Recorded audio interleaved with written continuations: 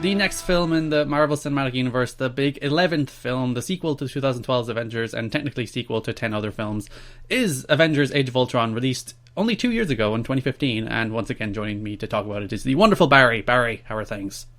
Things are not too bad. It's a balmy. I'm gonna break out the summer vocabulary here. It is a balmy evening here in Limerick, so it's pretty chilled here. Yeah, because my bedroom faces the sunset, so yeah, I can see the sun just peeking over the back wall, illuminating my Nintendo Switch right next to me, making it look even prettier.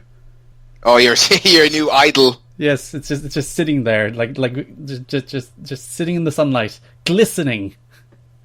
See your pride and joy. You had to tear yourself away from it to watch Avengers. I did. Well, I finished Zelda, so, I've reached the stage where I'm happy doing other things. It's not consuming my life anymore, which it did for a good 2 weeks. But we're not here to talk about Zelda, we're here to talk about Age of Ultron, which is a film that's only 2 years old and feels older. Yeah, maybe it's because there's been so much has happened in the superhero sphere since this thing dropped, and really it felt like a blip at the time, like, oh, here's just this movie that's not very memorable. Yeah, it feels like a long time ago. I suppose they did release Civil War, which is sort of an Avengers 2.5 a year later, and it was a better film, so you're just like, yeah, screw Age of Ultron, forget about it. Yeah, I mean, it really was, and it's like, in the non-Marvel sphere, we've had like Logan and Deadpool, the highs, and we've also had the lows of like, Batman v Superman and Suicide Squad, like things, more, like the trend is going upwards in terms of the sheer volume of these things coming out, and so it's easy to forget about this kind of less memorable chapter. Similarly with Ant-Man, not to skip ahead to the next episode you and I are going to do, but it's hard. Films that are somewhere near the middle are harder to remember when everyone likes watching DC kind of crash and burn, and then we've also had some superhero films soaring to new heights with things like Logan. So yeah, and this was just it's just kind of there. Yeah, it really is just there, because I was watching this with this is the second last film of Phase 2, but it's kind of like it's the team up film of Phase 2. Yeah, and you watch it, it's mostly a sequel to Iron Man 3, I think, because it brings forward like Robert Downey Jr. with his PTSD stuff and his like the effect that being in space with robot aliens had on him. That's kind of what drives this film. And then, like, Thor Dark World, it doesn't really do anything with. Captain America the Winter Soldier, again, doesn't really do anything with. Yeah, a vague allusion to... I think they don't even say Bucky, they just talk about a missing person, an obvious nod at it. Yeah, and, the Iron Legion, obviously, is in it, so yeah, and that's, again, an Iron Man 3 thing. So again, it's kind of the weird thing about the MCU is some of these kind of bleed together. This feels very much like a kind of more an Iron Man thing than an Avengers thing, and Civil War felt more like an Avengers thing than a Captain America thing. But yeah, and I don't think either of us were particularly big fans of Iron Man 3. Nope. So and much like that film kind of touched on the PTSD stuff and didn't really hit a home run with it, feel like neither did this. They had very early on the very first kind of Scarlet Witch bit of sorcery we see in the film. She kind of implants that scary notion in Tony's head, and yeah, it is somewhat important as the film kind of steamrolls on, but it isn't a huge factor. Like much like a lot of these MCU films, or sort of the more middling ones like this one, it's just really not especially character based. It's a very kind of a by the numbers plot, and there's little threads of they could have again, like Iron Man 3, they could have gone deeper on the PTSD stuff, but they didn't.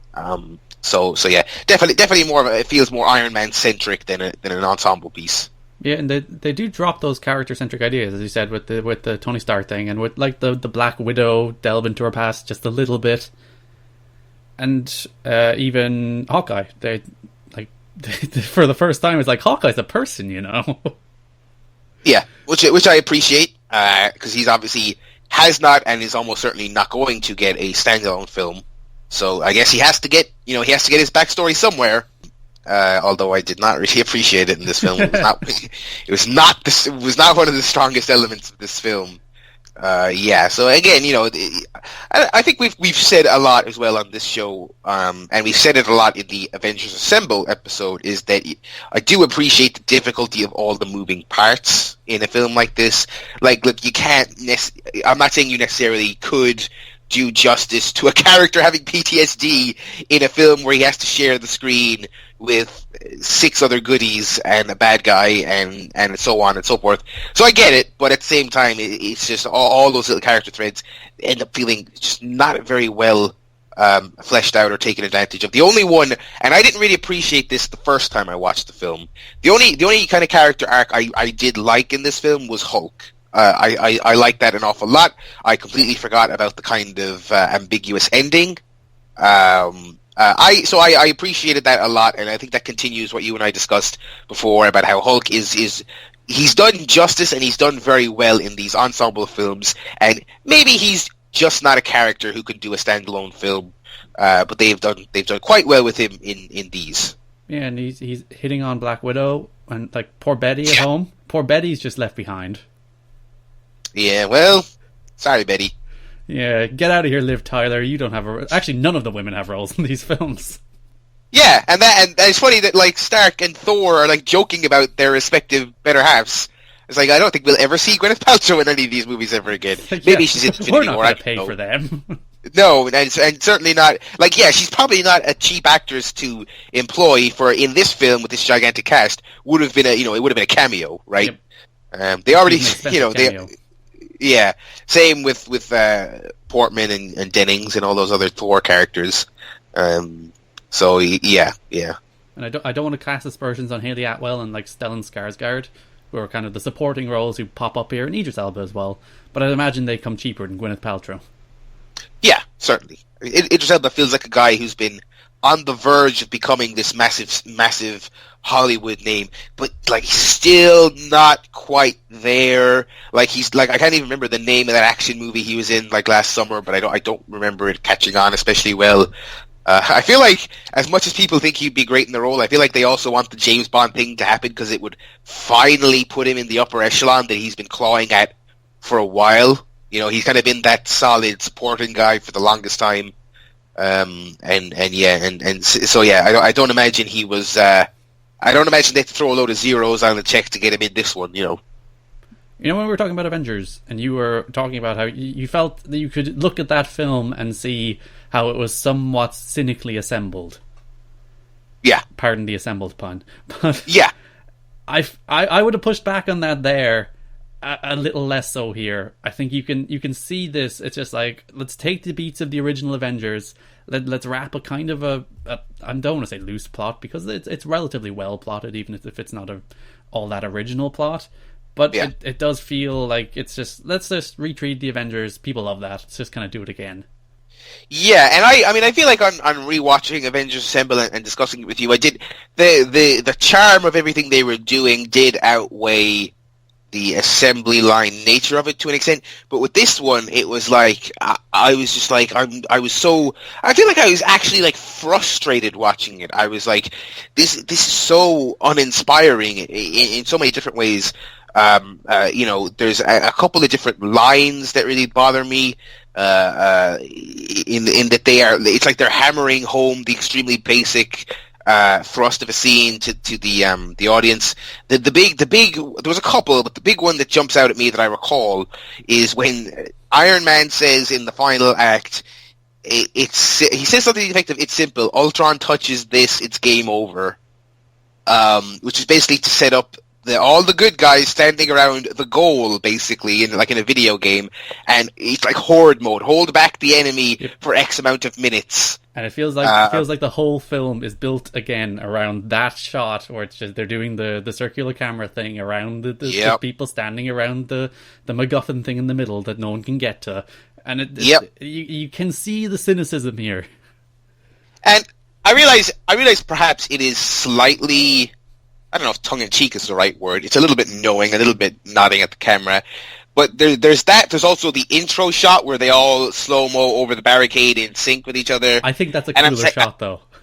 it is cooler, but I was like, I think there's just too much of that in these Whedon films. It's too, like, here's a trailer shot, folks. That's what this is. This is for the trailer and the promotional images. Now, it's cool. I won't deny that. But it's just like, you look at, the Winter Soldier and Civil War with the Russo brothers, and like their action scenes are equally as badass, but I don't think there's anything as phony. Now maybe we'll rewatch Civil War and I'll realize I'm wrong.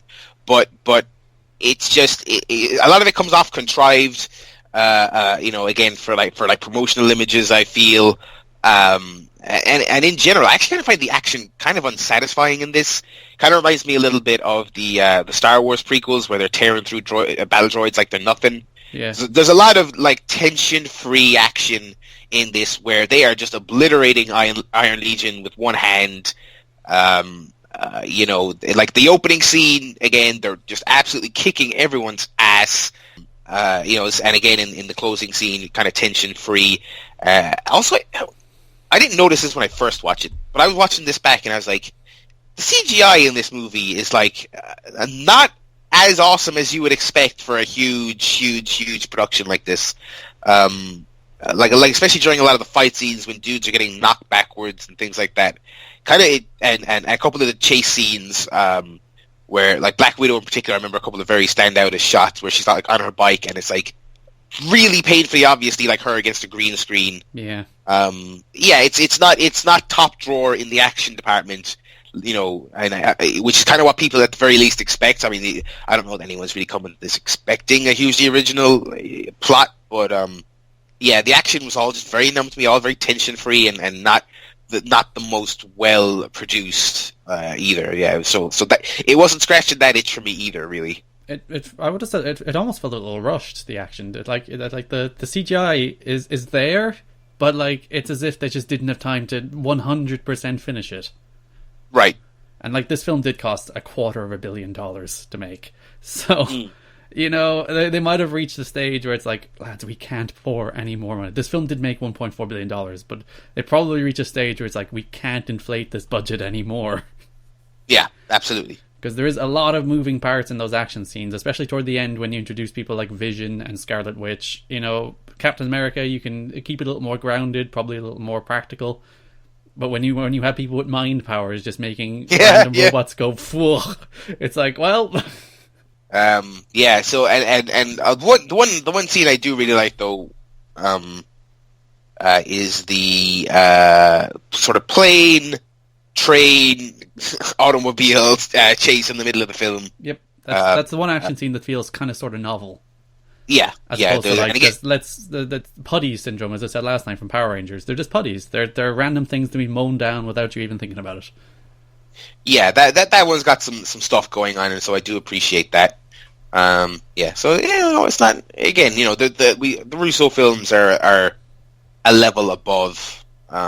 This kind of feels just a smidge or two below the average MCU film for me personally, by that one scene. So yeah.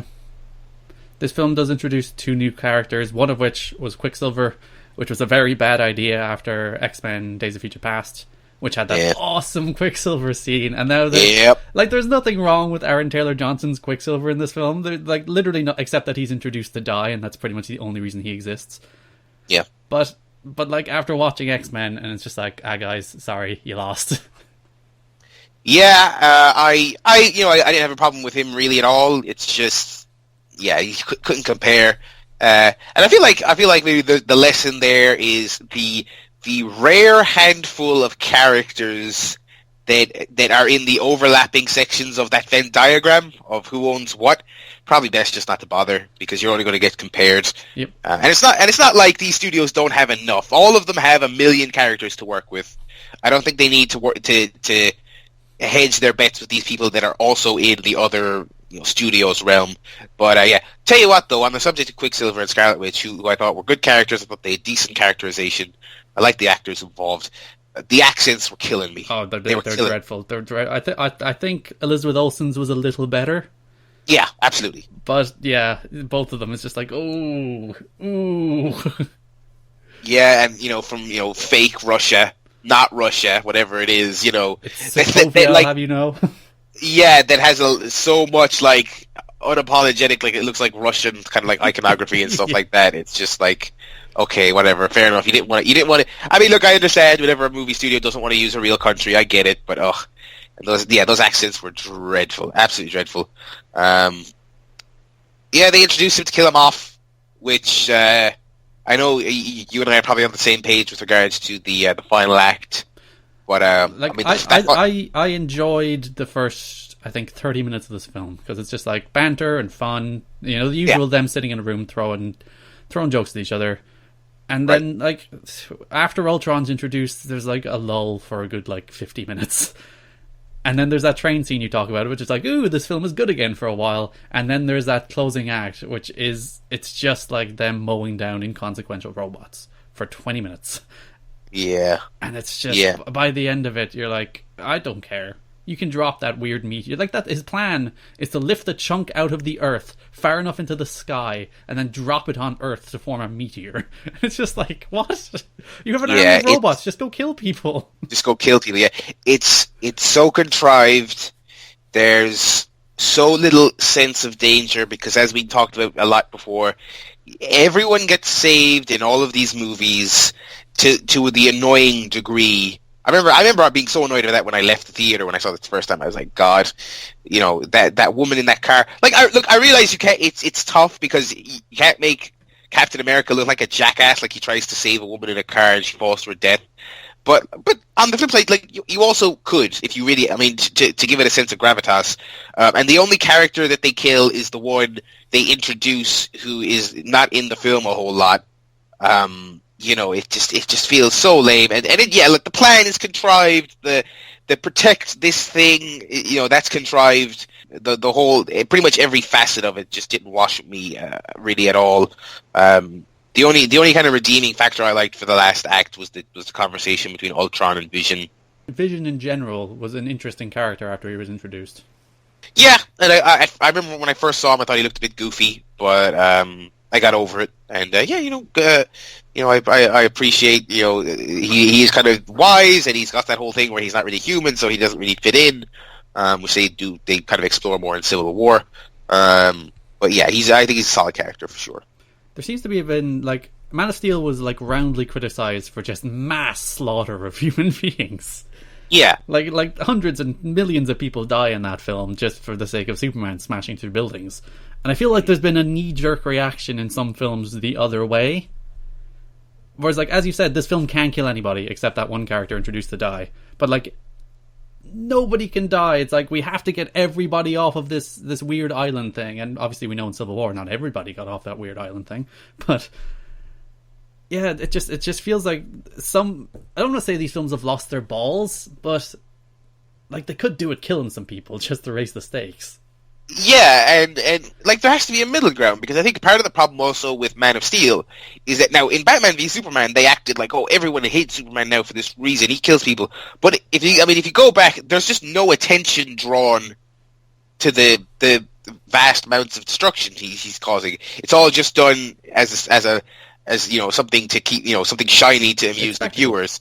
Yeah, so that was the problem more so than the body count, was that they weren't treating it with any level of gravitas. They tried to retroactively do that in BVS, and this, you know, again, you know, they could have people, you know, in a tiny quantity. I'm not saying obviously because these are also, you know, more family appropriate films. You know, they could, you know, make it seem like there are some casualties, because again, you're building these villains up, you know, Ultron being a good example, as the most dangerous thing imaginable, and it's like, well, what did they do over the course of this film? What, they mind controlled the Doctor for a bit, punch Captain America, which everyone does, and like nobody dies, there's not a single casualty. And again, kind of like Batman v Superman, we'll talk about how great Civil War is in a few episodes, but they kind of like retroactively like try to act like there was more collateral damage than there really was, you know. That was the one thing that did kind of bother me about Civil War, is that I came out of it thinking that was a great movie. It was like Batman v Superman, but really good. Except they kind of rewrote their history a little bit to suit that film story. But yeah, so yeah, it's all just a little bit too clean and tidy, and everything in a neat little package, and much akin to the all the dramatic team-up shots we discussed there a few minutes ago. Everyone being saved and happy and riding off into the sunset is a little too like Saturday morning cartoon for me. It's just a little too, family action adventure film by the numbers, which is a bummer. And it's a shame because I think James Spader is very good in this film. Yeah. And his opening scene in the Stark Tower, I think that's a really cool scene. He seems like menacing and threatening and kind of conflicted. It's a good character introduction, and then it goes nowhere. Yeah, I like that scene. I also like the busted kind of prototype body he's in. Yeah. It's very creepy looking. His voice is tremendous. He's got a great voice, and obviously they tinker with it a little bit. There are some filters on it and whatnot. It's a very cool scene. And I feel like that's kind of the peak for the character, really. I think, and what was great about it was that, like, in that scene, he's, like, a little bit pithy, I think. Yeah. But he's not bringing the banter. The idea is he's the dark side of Tony Stark. So he has some of that snappy dialogue as well in there. Absolutely, yeah. But, like, for the rest of the film, I was like, he is cracking too many jokes here. Like, this is too... Like, he's way too comedic. I think it really hurts his menacing factor that he's cracking wise the whole film. And even more so on a rewatch, I was like, oh man, I completely forgot about some of these zingers. They're not even good zingers either, that's the problem as well. You're not, like, laughing, It's like, there's a little cringe behind all of them. It's like, ugh. Yeah. And like even at the end they tried to redo like the Hulk and Loki's scene where he's throwing him out of the plane and he's like, oh, and it's like, oh guys, stop. It was good in the first film. Yeah.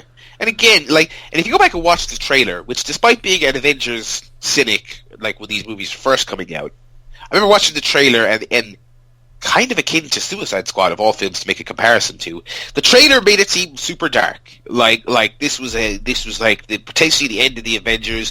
I don't think they had any quips from Ultron in there. It was all very menacing. I did laugh rewatching this because I only noticed it on this viewing. The footage of the broken shield from Captain America's broken shield was used so prominently in the promotion of this film, and it's a 5-second daydream sequence in the first 20 minutes of the film. That is the most like cynical marketing I've ever seen, because like people know, that's like an evocative shot, it's a great piece of imagery, and it has nothing to do with the film. The film isn't about that at all.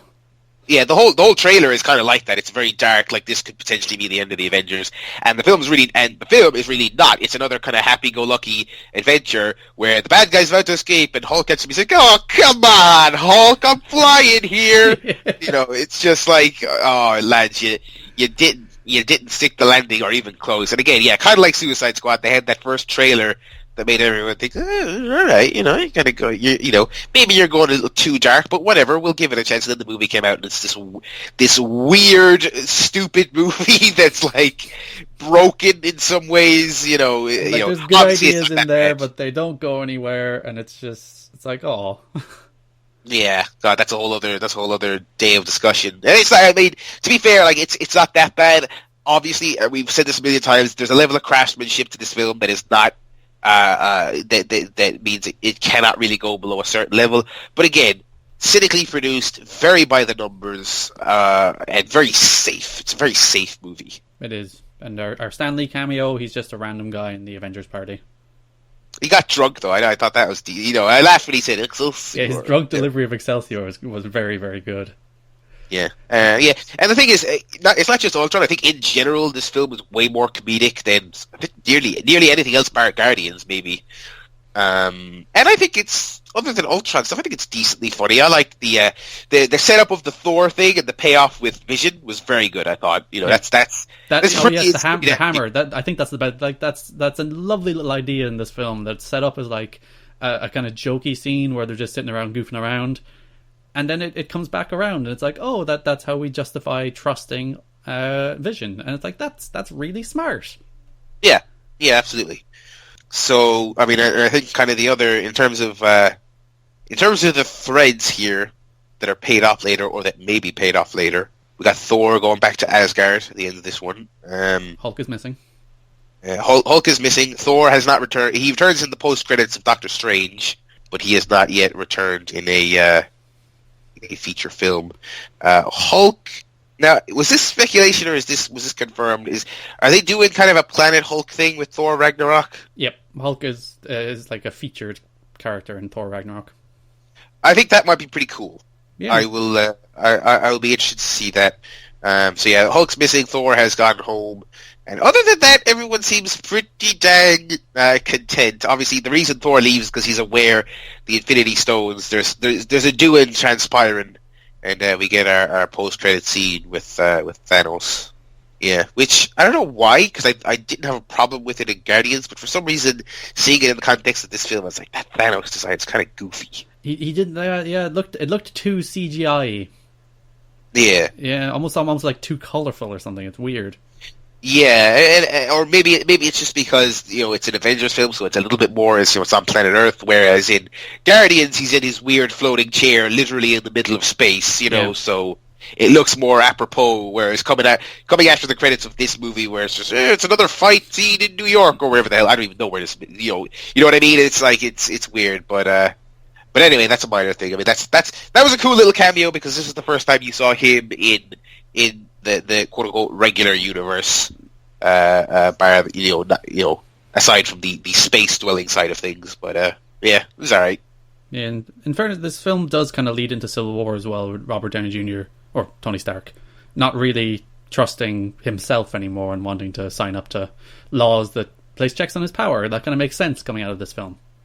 Yeah, and again, he is the root of all these problems for the Avengers. So planting seeds of dissension. I mean, I think the dissension between the Avengers is way overplayed. Oh yeah, especially in the middle of this film where they just have to fight because villains can never be interesting. They just have to fight for a while. They have to fight each other. Yeah, God, and plus it's just like Tony's character. Like it's hard for me to root for him because he's just a jackass. Like after the whole thrust of the film is that he accidentally creates Ultron. He still wants to do it again. He wants to do it again, and like, are we supposed to think, oh, actually he's not a fool, he's a genius because Vision's good? Like, no, it's still dumb and arrogant of him that he wanted to do it. I find that character so unlikable. That's why I was worried about Civil War. I was like, it's not really going to be much of a conflict for the viewer if this guy is just an ass. But yeah, so at the very least they did plant seeds for that, for Civil War and for more stuff to come. The film did make $1.4 billion. It's the 7th highest grossing film of all time, so it worked. Yeah, of course it did. Yeah, of course. But yeah, that's Avengers Age of Ultron. It's okay. Yeah. Which is a ringing endorsement of it.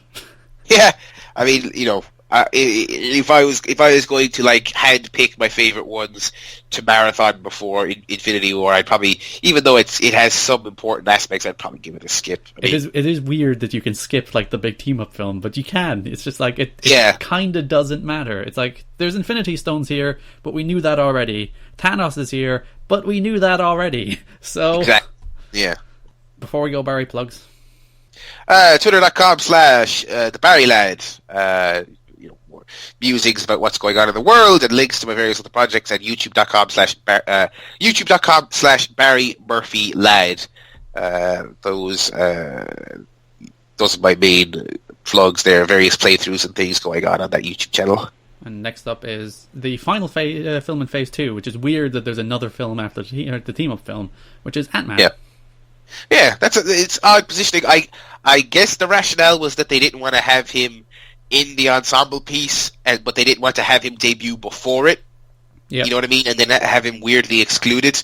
So I guess it doesn't really matter. I mean, no, it doesn't. It really doesn't. They're weird little classifications of how these films slot together. Yeah, exactly. It's it doesn't really matter. And the funny thing is that further making Civil War this weird faux Avengers film is that he's in that one. Yep.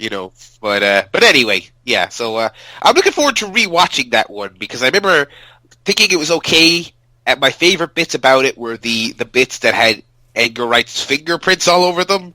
And I remember being disappointed that it's so transparently obvious he was not there through the whole process because there's bits of him in there, but not enough to really make it a standout film. So I'm looking forward to maybe revisiting it and seeing how it holds up.